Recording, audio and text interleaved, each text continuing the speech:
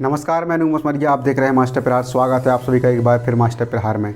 चुनाव आते हैं और चले जाते हैं। राजनीतिक पार्टियां चुनाव में कोशिश करती हैं कि चुनाव जनता के महत्वपूर्ण मुद्दों पर न लड़ा जाए, बल्कि चुनाव को जाति धर्म का रूप देकर वोट बटोरे जाएं। और ज़्यादातर राजनीतिक पार्टियां ऐसा करने में सफल भी हो जाती हैं। जनता को जाति धर्म के नाम पर बांटकर और जनता को उनके असली मुद्दों से भटकाकर और बेवकूफ़ बनाकर सत्ता हासिल कर लेती हैं। सबकी चुनाव में असली मुद्दे होने चाहिए गरीबी, बेरोजगारी, महंगाई, शिक्षा, स्वास्थ्य, इंफ्रास्ट्रक्चर डेवलपमेंट, लेकिन इन पर कोई बात ही नहीं करता और कोई ध्यान ही नहीं देता।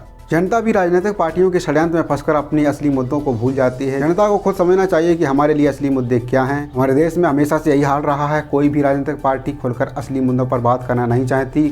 दिल्ली के पिछले विधानसभा चुनाव में थोड़ा बहुत देखने को मिला था, जब इस चुनाव में बिजली, पानी और स्वास्थ्य शिक्षा पर आम आदमी पार्टी बात करती दिखी थी। लेकिन यहाँ भी केजरीवाल सॉफ्ट हिंदुत्व को दिखाकर पॉलिटिकल माइलेज लेना चाहते थे। इस चुनाव में एक बड़ी दिलचस्प चीज़ हुई थी।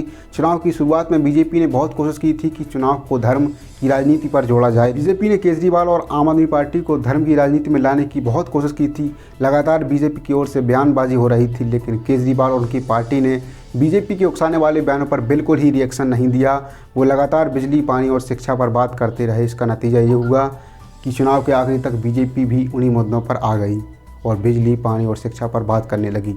और कई वादे भी किए बीजेपी ने। इस चुनाव में थोड़ा बहुत समझ में आया कि अगर असली मुद्दों पर बात करने की कोशिश की जाए तो और लोग भी इसी मुद्दे पर बात करने लगेंगे।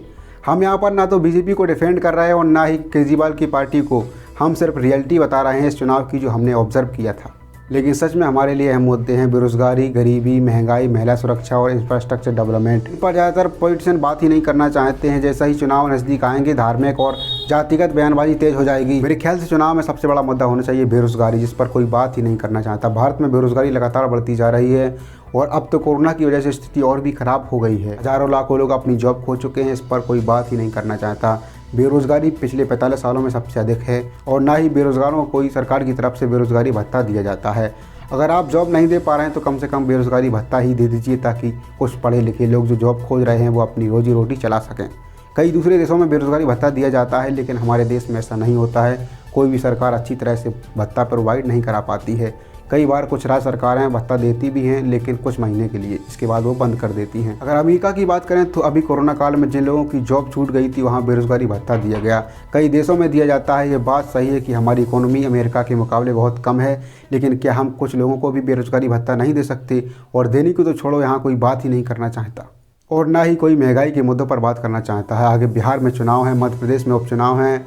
हम उम्मीद करते हैं कि ये चुनाव जनता के असली मुद्दों पर लड़े जाएंगे और लोगों से अपील करते हैं कि आप चुनाव में अपने असली मुद्दों की मांग कीजिए। उम्मीदवारों से कहिए कि हमें विकास चाहिए, हमें शिक्षा और स्वास्थ्य चाहिए, इंफ्रास्ट्रक्चर का डेवलपमेंट चाहिए। अभी हम वोट करेंगे, चुनाव में आपको गुमराह नहीं होना है। वो लोग बराबर कोशिश करेंगे कि जनता अपने असली मुद्दों से डिस्ट्रैक्ट हो, लेकिन आपको अपने असली मुद्दों की मांग करनी है। अगर वीडियो अच्छी लगी हो तो शेयर कर देना। मास्टर प्रहार में इतना ही। अगली बार फिर मुलाकात हुई कुछ नए मुद्दों के साथ। सोमवार से शुक्रवार देखना ना भूलें मास्टर प्रहार शाम 7 बजे टीवी भारत पर।